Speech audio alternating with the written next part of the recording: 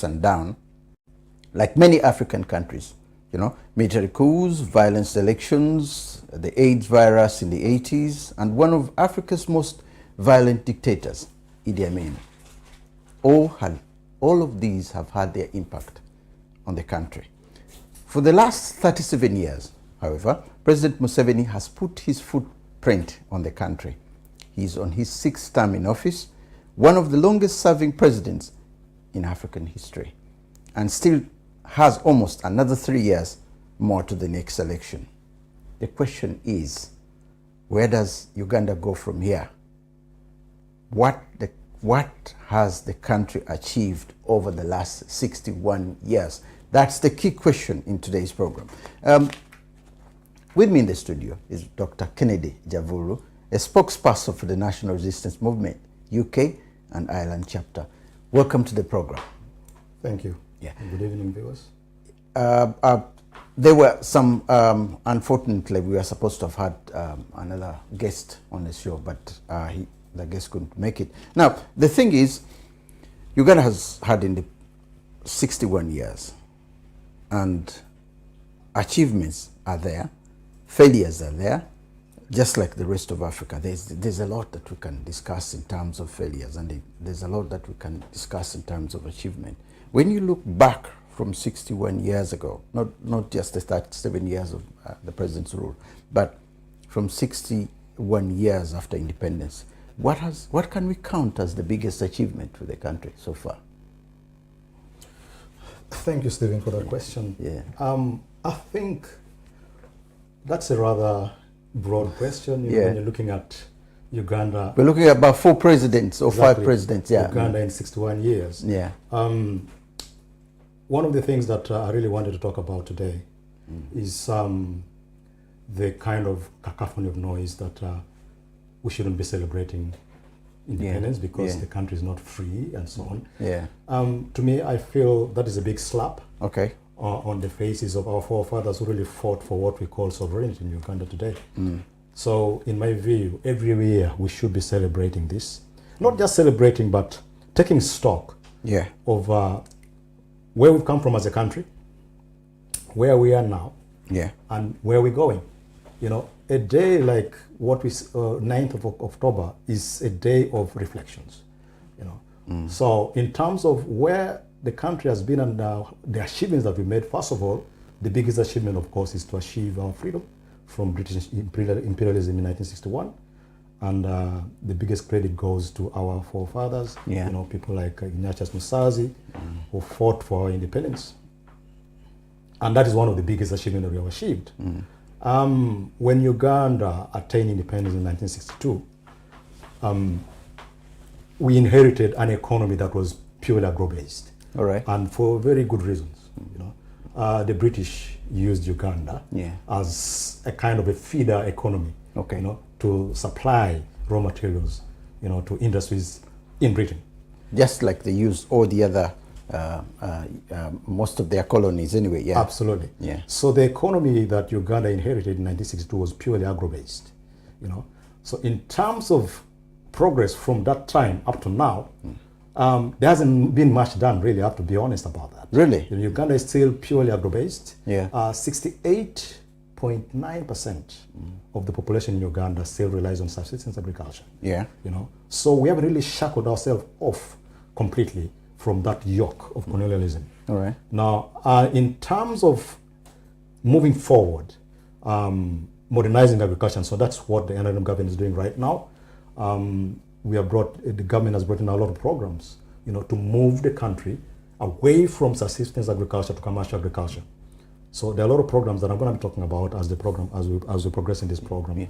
Now, could we count education as a big achievement rather than because right from 61 years ago there were very few doctors, there were very few engineers, there were very few teachers, there were very few schools, but over the years schools were built. I mean, each of the presidents who have been in office has had an impact on the country. Forget about the political structures that have been there, obviously.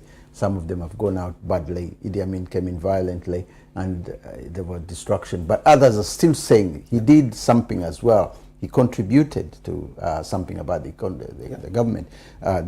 The expansion of Asians is counted by others as an achievement on its own. Now, other than the agriculture and the economy, what else can we do? I'm looking at education, but there could be something else maybe that you might see differently. The biggest achievement, again, apart from agriculture, the modernization of agriculture, is peace and stability. All right. You know, you're all aware of the turbulent history that Uganda has had. Of course, from the 70s down through the 80s. Yeah. When NRM government came into power in 1986, it inherited a checkered economy. Yeah. It inherited a very unstable country. You know, Uganda was a laughing stock in the East African region. You know, almost the whole elite that you could count on were in exile. Yeah. And I'll bring that again when I'm going to be talking about education. Yeah. You know, so in terms of stability, Uganda has been a very stable country ever since. Of course, the 90s was a bit unstable because there were a lot of reverberations of what has been happening in the 70s and 80s that the new government had to stabilize. The question is, the president is 79 years old. Yeah. And a lot of people are looking at retirement knocking on the door. But of course, he says he's going to stand again. Yeah. And we have the son in the corner there. Yeah. We have, of course, the pretenders, the younger ones who are the Chagulanyis and the FDCs and all the other ones who are also coming in. How do we see the future now? Do we continue with him at 79? Or do we get someone else new in? You're within the party, so you know, you get voices within the party. Yeah. What's going on? Just a point of correction. The president hasn't yet confirmed that he'll be running again. Oh, he hasn't confirmed. Yeah. No, he has not confirmed. Okay. However, within NRM itself, we have party mechanisms to determine presidential candidates that would represent the party. Okay. That aspect hasn't been determined yet. All right. I believe by next year or 2025, we will know who will be running for the party to represent the party in the 2026 presidential elections. Okay. However, going back to the issue of his age, I think the president is on record to show that he's still capable. Yeah. Just like any other Ugandan. You know? Yeah. The issue of his age really shouldn't be much of concern here. He's of good health. We all see that. He's very active and sprightly. The reason why the age comes in, it also comes in with the period, because this is his 6th term in office. Yeah. Now, he has had quite a lot. He has achieved a lot in all the terms that he's been elected president. And that's where we are looking at, when questions come in and I said, look, even from within the party to say, listen, we need a vote of thanks for the achievements. Yeah. We need a vote with somebody to groom somebody now and let that person take over. Could be something that the parties, you people within the party are looking at, you know, because he's probably seeing it that there's nobody out there. But if there is somebody out there, he probably would have already said, listen, I think it's high time I sit back and let someone else drive this car. Yeah. I don't think there's a paucity of credible leaders within NRM to take over from the president. Yeah. But the president has been benevolent enough to the party and to the country as well to give us his time. You know, him being an elder. Okay. You know, they say in my language, in Alu, my language, they say when an elder sits down, he sees further than even, you know, when you stand on the tallest tree as a young man. Yeah. So he sees far, and he sees that our country is still not. We've got something similar in Uganda. Awadugala erikulu erisoli omukulu awadugala we walaba, meaning that the eye of the elder, this the black part in the elder that can actually see. Exactly. Yeah. So with the experience he has, and you know, whatever he can see. Oh, anyway, I better let you go on. Yeah. So I think his insistence on steering the country still is also informed by what he sees going on within the political parties around the country. Okay. Especially the opposition. You know, when you look at the agenda of the opposition, really, they don't have much to offer the country. Yeah. You know, And it scares a man like him. He has sacrificed his life, his whole life, you know, to bring this country to where it is now. And should he leave and this other group comes in, you know, it's like all his work goes down the drain. You know, and I think that is what scares him. Not only scaring him, but it also concerns him about the future of the country. You know, most people within the party itself sees the country going back to the days of Idi Amin and Obotes and so on. That kind of chaos, you know, if he steps aside. But again, that also points to what we need to work within NRM as a party, to kind of work towards that transition. Because tomorrow, God forbid, if it drops dead, you know, we are back to square one. I was going to ask that. So we need to start putting in place those processes where, you know, we are prepared for that contingency situation where the president probably is incapacitated or is not there anymore. You know. How do you see Robert Kyagulanyi? I think when I look at all the other opposition leaders, Mao is already within NRM now. FDC, when I look at of course, the turbulent life that the party has. And then, of course, there are others who are coming up, the carburetors, who are also very good, outspoken on issues. But the main opposition is Robert Kyagulanyi. We are looking at Kyagulanyi as a young man, and we are looking at him as, I mean, having more people, more members of parliament than any other in the opposition, and the kind of person he is, and the kind of, I mean, being young and inexperienced, but at the same time, how do you people within the NRM look at Kyagulanyi and see? Do you see trouble? Do you see, what do you see? You know? No, we don't see trouble. Actually, from an individual point of view, I admire Kyagulanyi. I admire his courage. You know, he's a very brave young man who feels like, you know, who's very ambitious, which is a good thing. You know, you don't want to stifle down on the young people's ambitions. However, I think dreaming to lead the country at this moment in time is a dream too far. You know, he should take time, cut his teeth, learn the trade. You know, politics is not a game of like a game of football. It's absolutely not. It's cutthroat. There is that belief when you get in young, and you have the support, and you have the youth, because at the moment the biggest problem I can see as an outsider is the youth. The youth are a major problem. And it's as if the national resistance movement hasn't captured the youth. The youth are looking at, I mean, with the problems that we have are the problems of Africa. There's unemployment, not just in Uganda, in Kenya, in Tanzania, and, you know, because this is affecting all our economies in just not just in the East African region, but the entire African continent. Nigeria has a massive youth population. Niger and Cameroon. I've been interviewing these people here, and they all seems to be saying something similar. So that in itself could affect the Ugandan economy in years to come, unless a solution is found.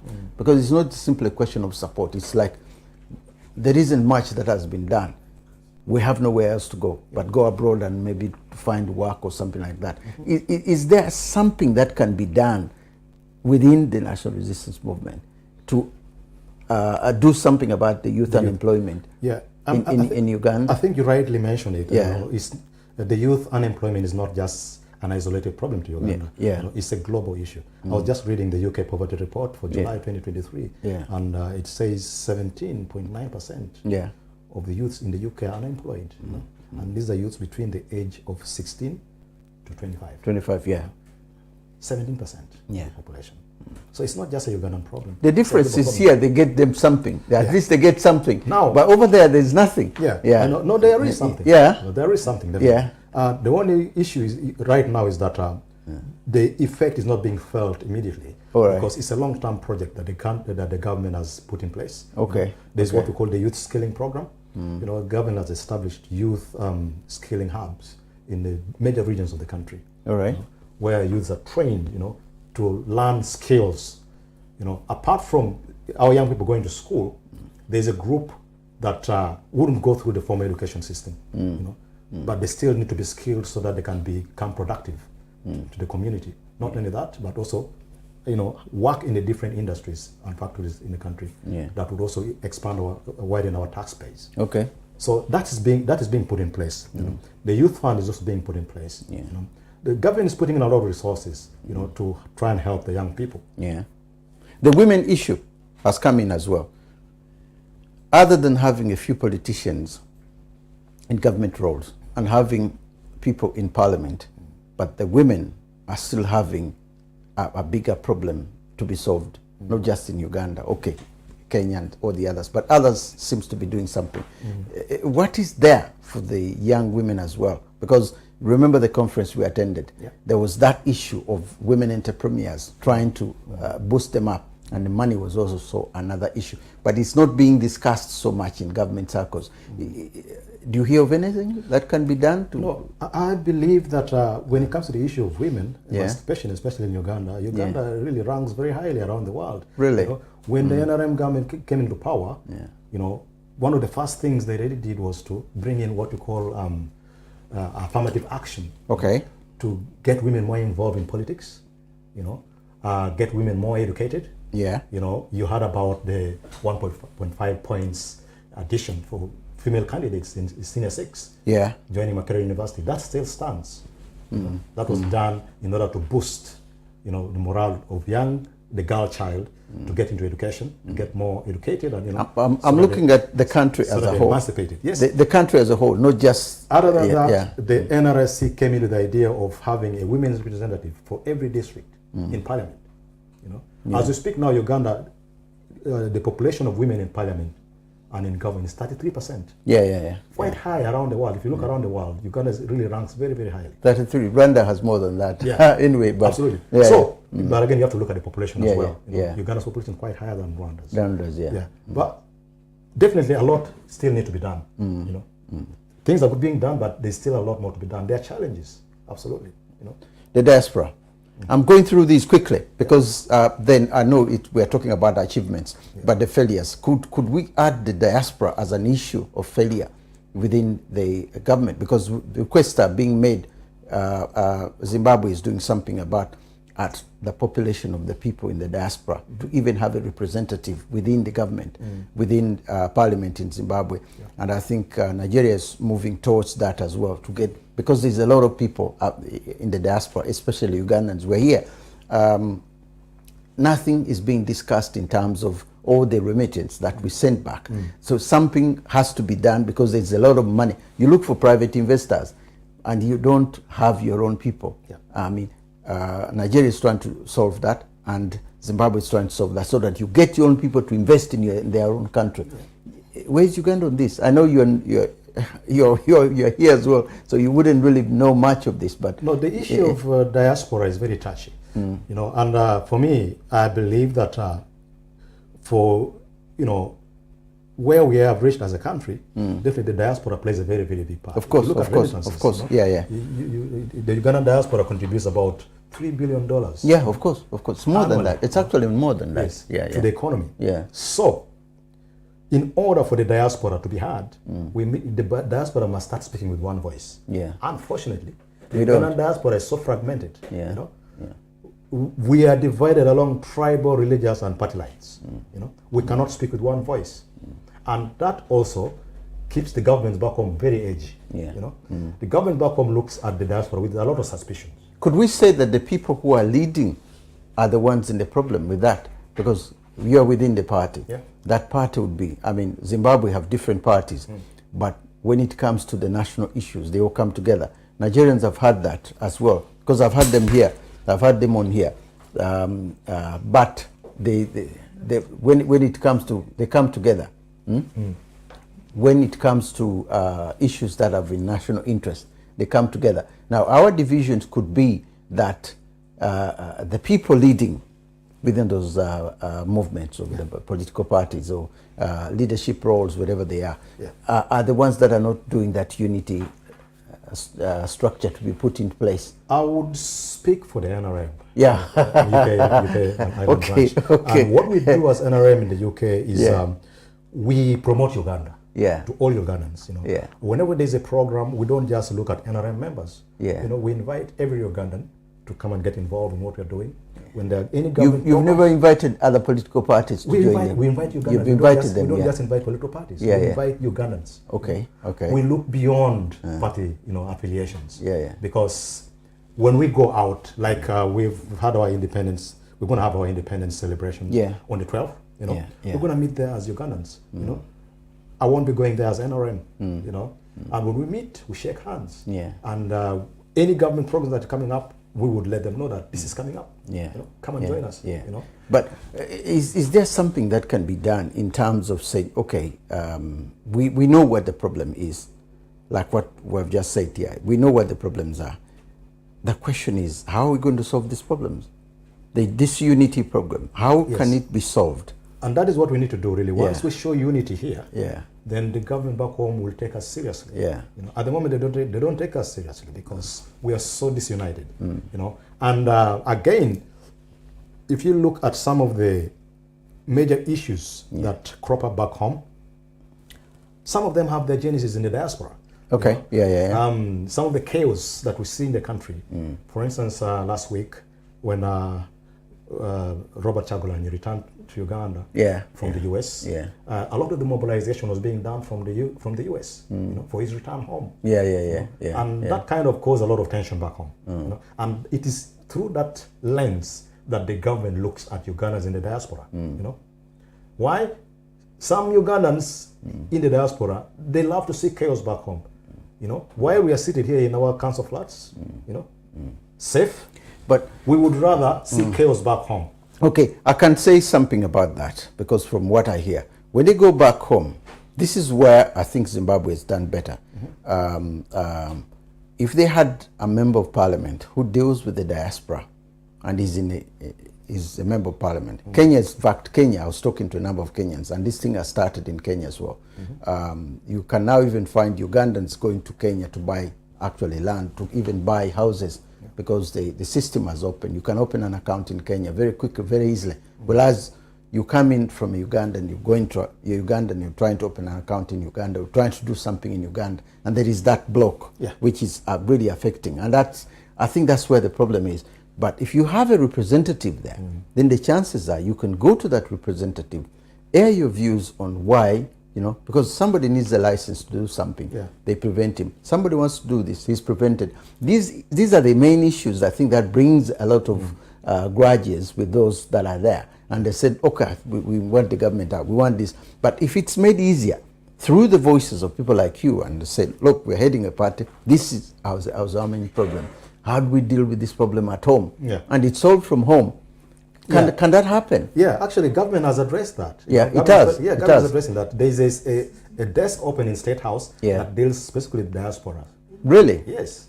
It was open. When we went to Uganda in February, we presented that to the president. We went as NRM. But we said, we Ugandans in the diaspora, we need a desk in your office, that can attend to our issues. We don't need to go through all these hoops, and holes and so on, in order to have our issues sorted out. It's frustrating. And he listened to us. And a few months when we returned, around May, they opened a diaspora desk in State House. I think it's very few people know about that. Well, I'm learning about it for the first time. We will have to make people more aware of it. We'll get back to them and tell them people don't know much about them. We'll publicize it. There's an office in State House that specifically deals with diaspora issues. You got any investment issues, or you go home, you're getting frustrated and so on, just bring State House.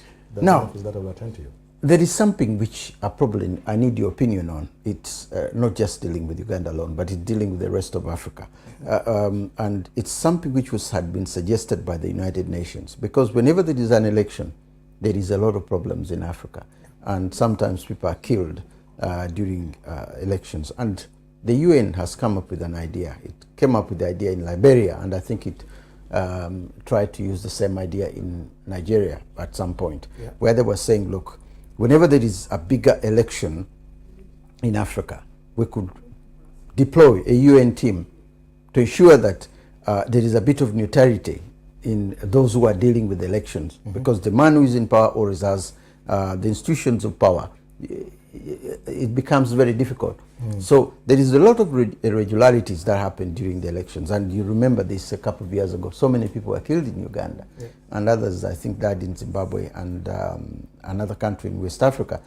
How do you see the issue of having a foreigners getting involved in the election? Say, for example, where the multi-party structure is, so that it's not only left to a country to deal with, but you bring in the neutral UN army, for example, to handle the ballot boxes or do something about that. Do you think that can work in Uganda? Yeah, it could. But again, it also sheds a lot of light on mistrust on our democratic system. Okay. You know. Okay. Yes, we know that any election is not perfect. Yeah, of course. All over the world. Yeah. You know, we heard about shared ballots in the US and in America, you know, all those sort of things. Even here in the UK, So for us in Uganda, I would say we need to look at our democracy as very nascent. You know, it's growing. You know, and when it's growing, really, perfection is an aspiration. Yeah, we are not perfect. You know, but we can always look for ways of correcting the mistakes after every election cycle. You know, it would take a lot of time for us to come out with a blueprint and say this is how we are supposed to. But you think the UN blueprint can work in Africa, even if it's not in Uganda, but in Africa, can it work? It could work. Yeah. Unfortunately, we need to look at the because it's not going to be paid for by the country. Yes. Because that will put a lot of pressure on the country, but it will be paid for by the UN itself. Yeah. But even the UN itself could be a proxy. Yeah. Why? Yeah. Of the major powers. Yeah. Yeah. You know? Who funds the UN? So they say he who pays the piper calls the tune. Yeah. The UN is just a lapdog. Yeah. You know, of the major powers, US, UK, and the EU. Yeah. You know? I think the reason why they say that is that okay, if there is elections in Kenya, Ugandans, Tanzanians, and other people who are neutral can come in and be part of that election in a way, in assisting. Because the people who are handling the ballots and all that, there is always that element that irregularities will occur. But a Kenyan or a Tanzanian will have nothing to do, or a Pakistani, for example, with the elections in a country. So it will be more neutral to wherever the boxes are put and all that. Now, because these irregularities in Ethiopia, they are all over, especially within the African continent. I see a little problem with that argument.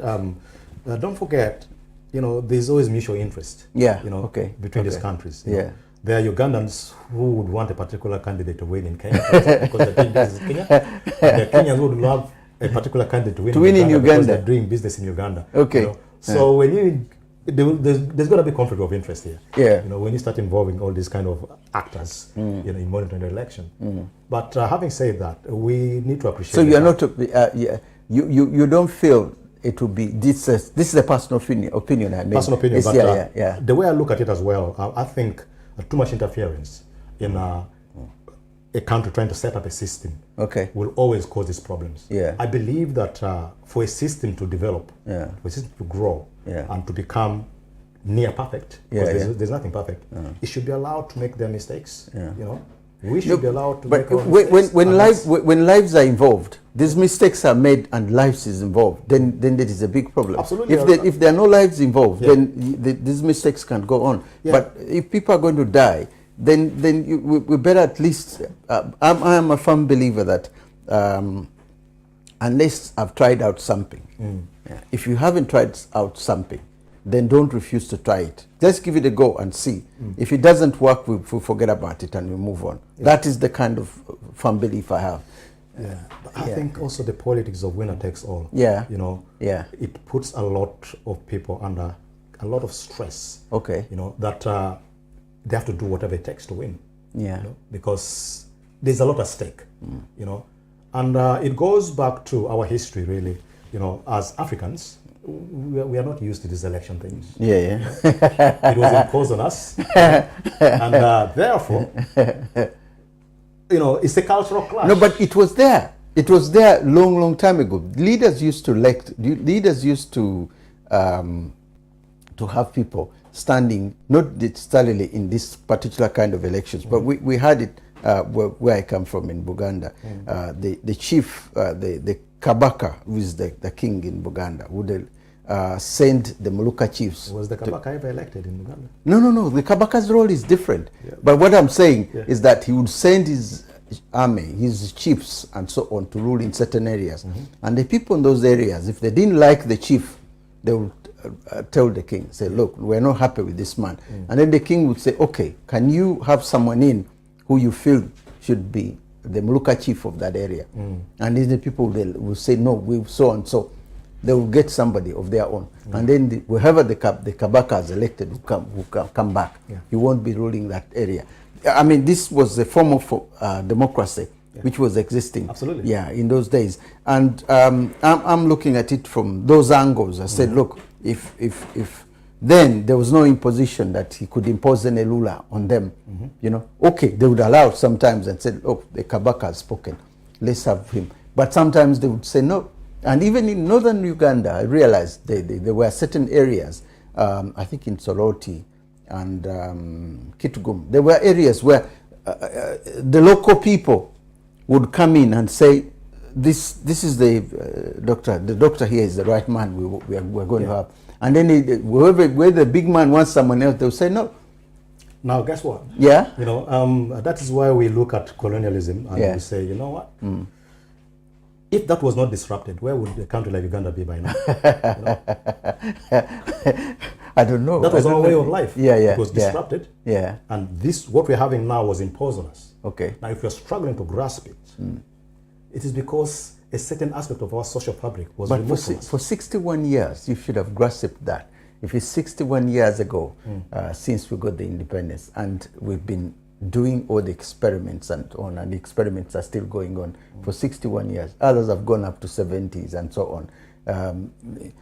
There is something in me, and I think most of our people, that there is something that we have failed to sit down and come up with. But it's not because of the elections.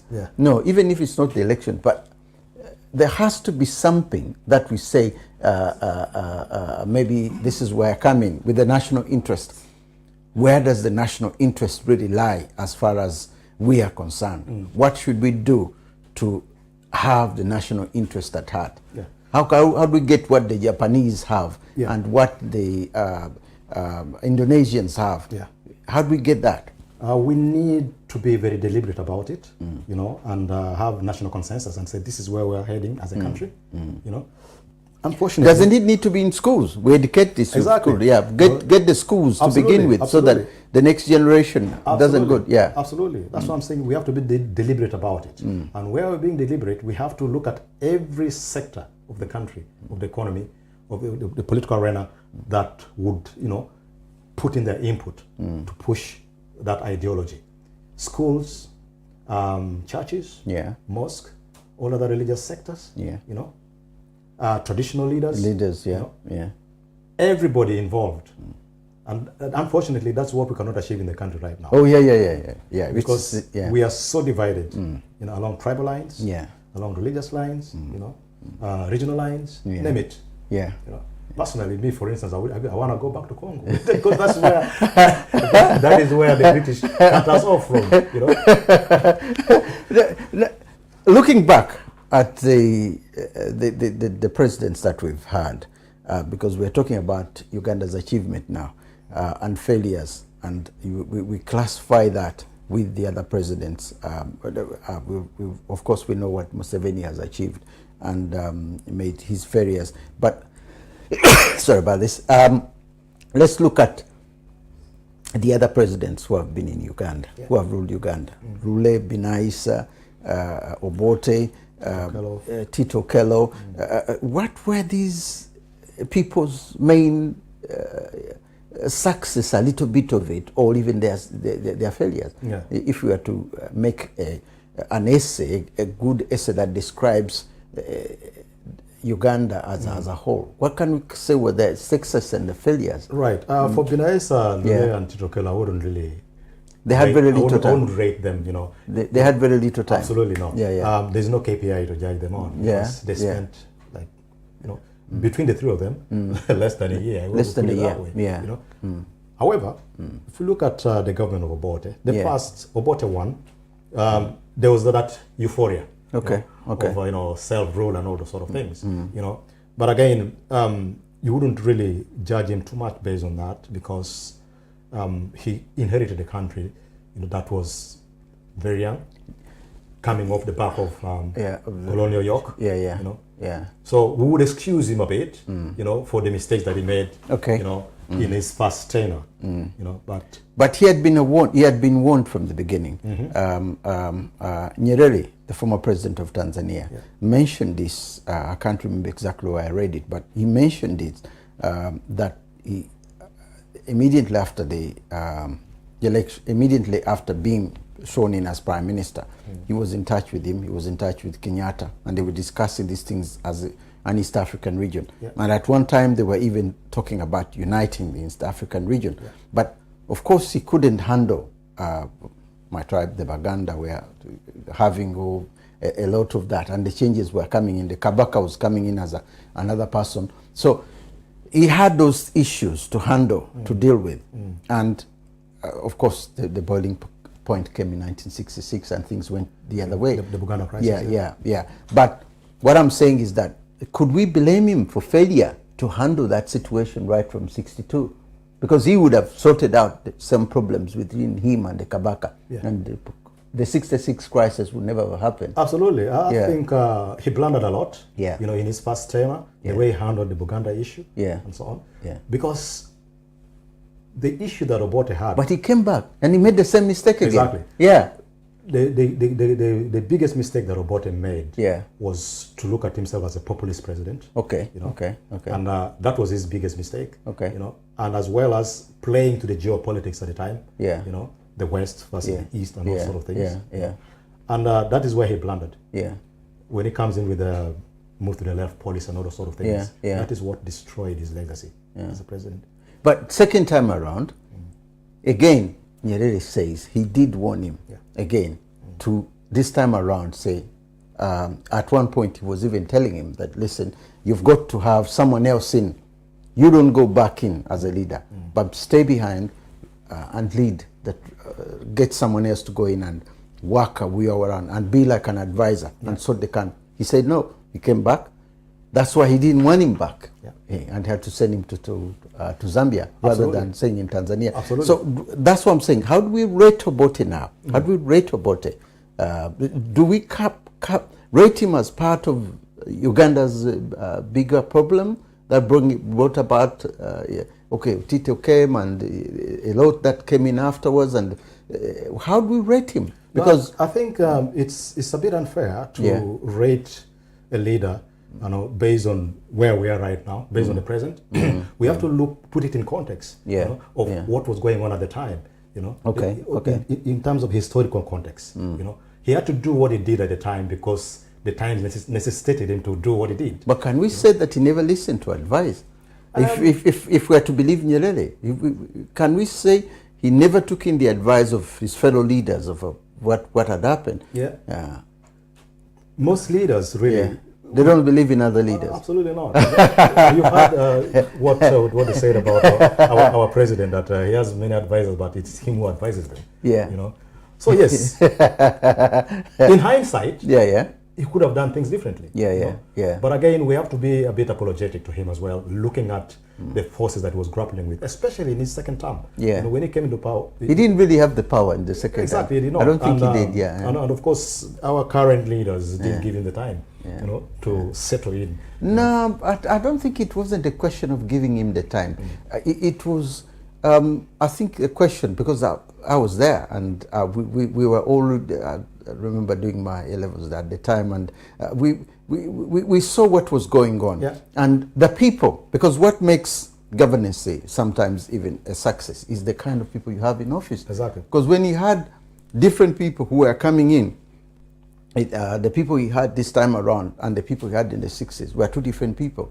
This time around, the people who had came in from exile had a different mentality. Yeah. The mindset was different. Everything was, and it was like grab, grab, grab, grab. There wasn't really that sense of nationalism which had existed. No, it wasn't there because a lot of these people came back. They had lost a lot. You know, it was like we need to get back what we had lost. Yeah. You know, and I think when we talk about corruption in Uganda today, the foundation was well laid. Yeah, you know, at the time. Yeah. By Ugandans who came back from exile. It was there even during Amin's time. Put it that way. Yeah, you know, it was there during Amin's time. It was sealed when they came back because it was like, it's our time to eat. You know? Okay. We need to get back what we lost. You know. But so, it's there now. Even now, corruption is that's what I'm saying. The foundation was laid. Yeah, because Mandela actually calls it. Here, if I get a quote from him here, he says, "Corruption is the biggest problem in Africa. It kills more people than diseases because the money that should have built the continent is stolen by those in charge." Yeah. This was a statement he made years ago. You know, when he was here in the UK. And how do we go on to say we deal with it? Because if it's at the top, like it is at the moment, how do we deal with it? No, if I'm to talk about, if I'm to be honest and you know, I'm very candid about one of the failures of NRM as a government. I wouldn't call it a failure, but one of the weaknesses is getting rid of corruption. You know, that is one area where we score very, very low. Very low. And it's one area where we really, really need to step up. You know? And it worries me that the more... Even the president mentioned it actually. Yes, he did. It has become like a passing, you know, comment that he makes in his speeches. Because we see the effort being made, you know, offices being created and so on. But the pandemic carries on. It's a pandemic. It is. That's afflicting the country. And to me, that is one... You know why it's so busy? Maybe because there haven't been any major arrests in a way that they will be as an example. Get a couple of ministers and get people within higher positions into their prisons, and then that will probably slow it down.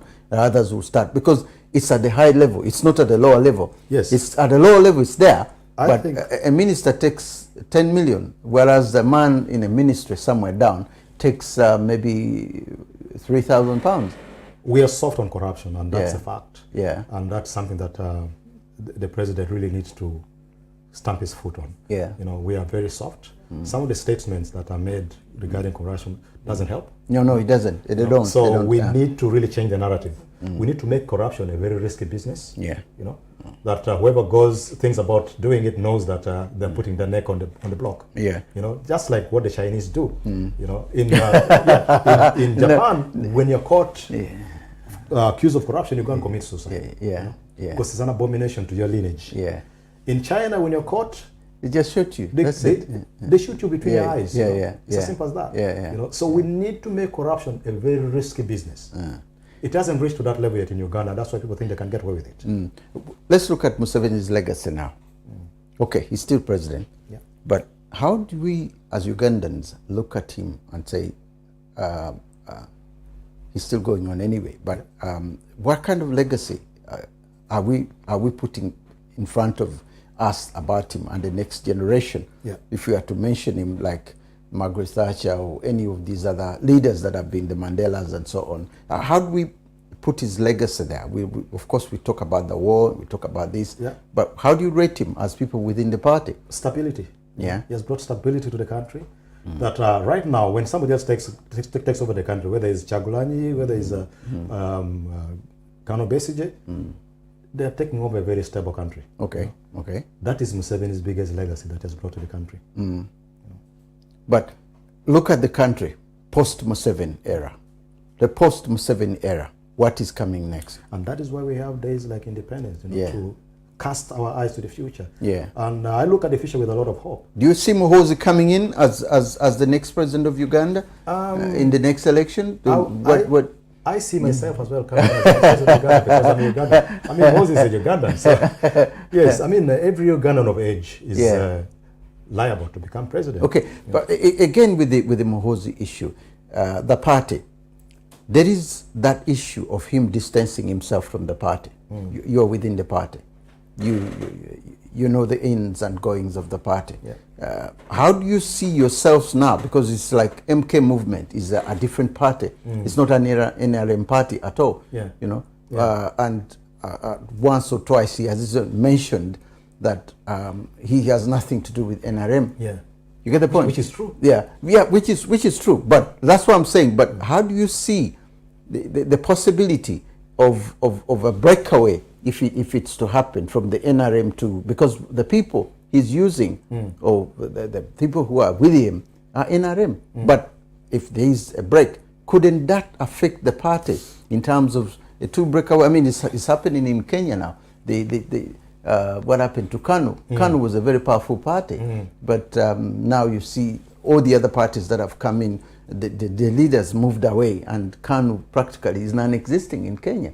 Yeah, are we looking at, is NRM heading in the same direction? No, first of all, to the best of my knowledge, Moses is not a member of NRM party. Unless he declares that. I've never heard him call himself as NRM. Okay, but if he comes in NRM and he takes people from NRM, wouldn't that lead to some kind of problem, in a sense that if somebody comes in and it starts taking water from your river may start draining down, and it becomes, especially if it takes the highly competent people who have been at the power base of the party.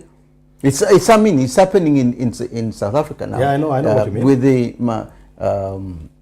Malema is picking up people from the ANC. Yeah, I know what you're talking about. At the moment, NRM is does not feel any threat coming from the MK group. Yeah. If anything, we're all talking about the same thing. We're singing from the same hymn book. Yeah. You know. Yeah. And I believe that when the time comes, when 2026 draws nearer, the two positions will be harmonized. That's the way we look at it. That's your belief. Absolutely. Yeah, that's your belief, but it's okay. The two positions will be harmonized. Yeah, they will be harmonized. So it will only be one. That's the way I look at it. Yeah. Because we're all talking about the same things. Yeah. Okay. No. I think there are differences. No. I've been seeing some of the campaigns, and the campaigns are discussing something else. And what the NRM has in terms of the youth projects and so on, and the youth projects that he has have nothing at all to do with the NRM. In fact, his case is very different. It's really copy and paste. Yeah. What Moses talks about, what the MK movement talks about when it comes to the youth, it is about, not about skilling the youth. It's about entertainment, sports and all that. We have But what I'm trying to say is that the process of what he says in terms of the youth, and of course these are issues that NRM has discussed before, but the problem was is that NRM hasn't implemented them.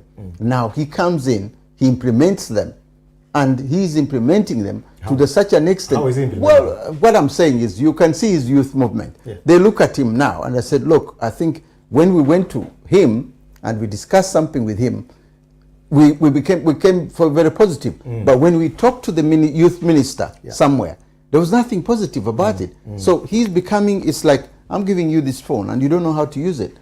Then suddenly, you start using it better than me. You get my point? So that's the kind of thing I see which can destabilize the two. There's a lot that NRM can learn from the MK movement, especially when it comes to dealing with the youth. You see, young people, they're like moth to light. When you shine light, to most they will go towards light. when Bobby Wine came in, before MK movement, all the youths were running for Shagulani because it was the light that they were looking at. But that light dimmed. Figuratively. Now MK comes in. They're looking at that light as well.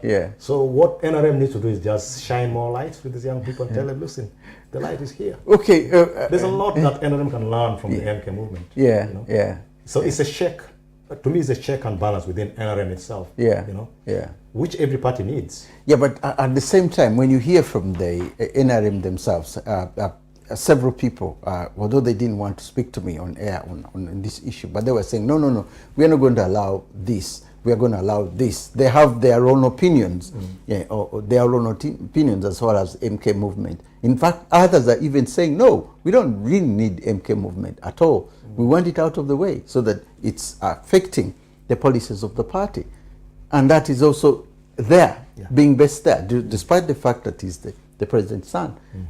So that is why people like us were behind here, or in the media, were watching the situation, and we start making our own judgment that there is something happening there which is not helping the two sides, or one side is trying to be higher than the other. You know, that is why I'm saying, if it's there within the party, then maybe I need a glimpse of that as a journalist, and first get first-hand information from you. And what I can tell you is that watch this space. Yeah. The two positions will be harmonized. Pretty soon.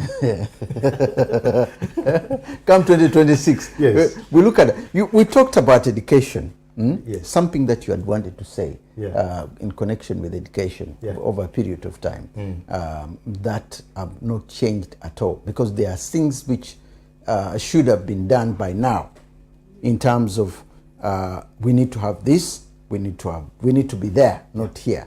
We need to be here, not there. So those are the kind of things which are happening within the party. And I don't know what sort of setup is existing so that some of these things can be solved. Because we have made progress as far as education is concerned, but not without challenges. You know, one of the biggest drawbacks that I see is in terms of facilitating teachers, especially. You know, our teachers are not happy. You know. And again, that is not an isolated Ugandan problem. You know, worldwide, teachers are not happy, even in the UK here. You know, it's something to do with their payment, teachers, with the salaries. Teachers are always on strike every time. We know that. You know, so that's one thing that we need to step up on. You know, make sure that our teachers are well remunerated, and you know, they get motivated to teach, rather than having a teacher, you know, teaching and having a side hustle in order to meet their living cost. That's one area where we are very, very short. Other than that, you know, education has expanded exponentially in the country. You know, since the introduction of UPE, then USE, we have over 100 universities now. You know, as compared to one university by 1960 when it got independence. So that's progress in my view. The biggest drawback I think that we had was in the 70s and 80s when it came to our education system, where we lost a lot of elite. And the country is just recovering from that.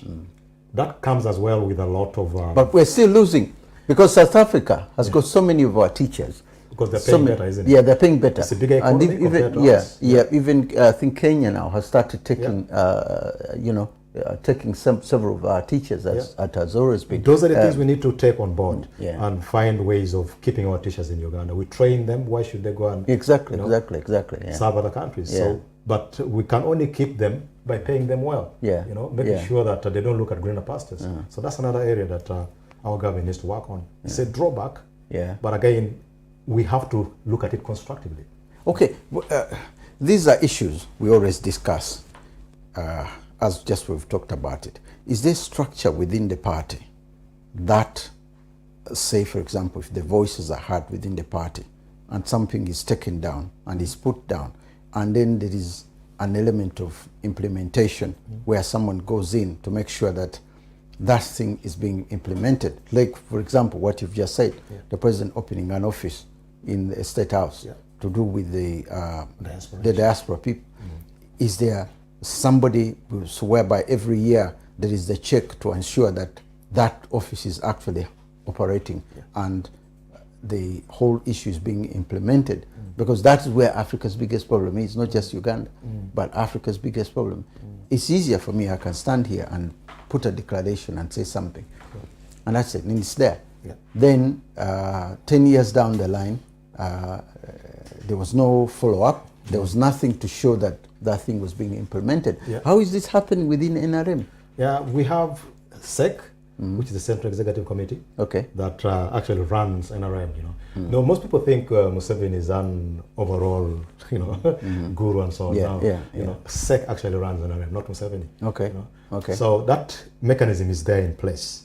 But like I've always said, does it bring out monthly, yearly reports to ensure that what they are talking, what has been achieved? For example, you are here in the UK, you see what goes on. Absolutely. A company like this would want to know each year, this is what we have achieved, this is how much we've earned at the end of the year, this is how much we've done. Are these things, do these reports come out? Yes, they're quarterly reports. Yeah. But again, like, we know one of the problems that Uganda faces as a country, when it comes to policies, I think Uganda is one of the best countries in the world. When you read our policies, one of the best countries in the world. We have futuristic policies. Okay. Our problem is implementation. Yeah, that's what I'm trying to say. That's what I'm trying to say exactly. That is our biggest problem. When you're telling me it's the best country and it doesn't have proper implementation. Yeah. And there's a systemic choke. Okay. Because we have a lot of agencies, and you have a ministry, then there's an agency overseeing the ministry, and so on. A lot of things get lost in translation. Okay. As they make their way through all those channels. Those are the things that we need to trim down on. Again, now we are projecting the future. What kind of future that would we see for Uganda? Some of these things need to be looked upon. What is holding the country in a nutshell. Yeah, but that's what I say with the implementation. If it's the voices there within the party, and they can be listened to, because the ANC has started listening, but it's starting to listen to Mulema and the others, but at a cost. It started costing them, because it's even late, in the next, it's probably too late, in the next elections, because each election they've been losing their support from their power base within the slums and all these townships. They've been losing it, because they haven't implemented what they wanted to do over the years. And I can see NRA heading in the same direction if things are not implemented. What NRM needs right now is a release of fresh energy. Okay. And that comes in the way of involving young people, especially the youth. We need to shine more lights for them. Get them more involved in running the country. Don't forget the women. Absolutely. Don't forget the women. Thank you for that. The youth and women. Okay, we're coming towards the end of the program, and something else here that is the future of Uganda, either with post Museveni or after Museveni. How do you see it and the future of the national resistance movement as a whole? Because what happens sometimes if a party leaves power, usually there is that. How can it stand if it doesn't win the next election and something goes wrong? And then post Museveni, after having had a very powerful leader, how do you see that? I see the future with a lot of hope. Looking at what the government is doing right now, bringing in a person like Norbert Mao, for instance, for the Ministry of Justice, working towards the transition. Definitely, the government is looking at life after Museveni. So that one is in place, and I'm very, very confident that post Museveni, the country will be very stable. Because the template has been set on how things are supposed to be run. Not without challenges. Of course, challenges are everywhere. Absolutely. But who do you see as the next president of Uganda? I wouldn't call that out. Post Museveni. I wouldn't call that out right now. Do you see yourself coming in as? Because I can see you as a young man with all the ideas, with all the I am a Ugandan of age. I'm healthy. So why not? But you need to be on the ground. You need to be truly grounded and understand what the country really needs, in order to put your neck on the parapet that you want to lead the country forward. No, you should put your neck down there as well. You should put your neck down there as well. But in terms of contributing towards Uganda's future, we are all ready in the diaspora. Whenever the country needs us, we are there. Okay. I just want to say thank you very much for coming and telling us all about it. And then, of course, the NRM Day independence 61 years, and I do hope that there will be more, of course, next year when to celebrate Uganda's Independence Day, and we hope for the best as always. I just want to say thank you very much for viewing us, and I do hope that we'll be together again for another edition of Africa Speaks. Thank you, and may God bless you all. Thank you for having me. Yeah.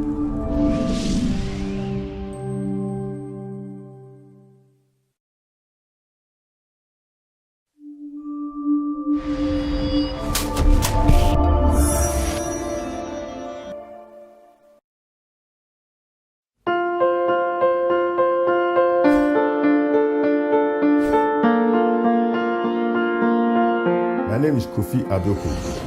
I'm a principal solicitor at Adoku Solicitors. I am also a duty solicitor.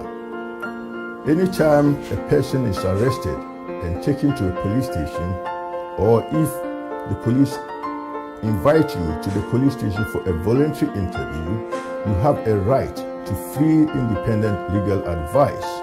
Adoku Solicitors is authorized to provide free independent legal advice at police stations in England and Wales. So anytime you're taken to the police station, remember to say that your solicitors are Adoku Solicitors. Are you in the UK and in need of immigration help? Do you require expert legal representation to regularize your stay or renew your existing leave to remain? Do you require advice or representation regarding a personal injury or criminal matter? If the answer is yes, then you do not need to look any further. Adoku Solicitors is here to provide you with all the expert legal advice and representation you require.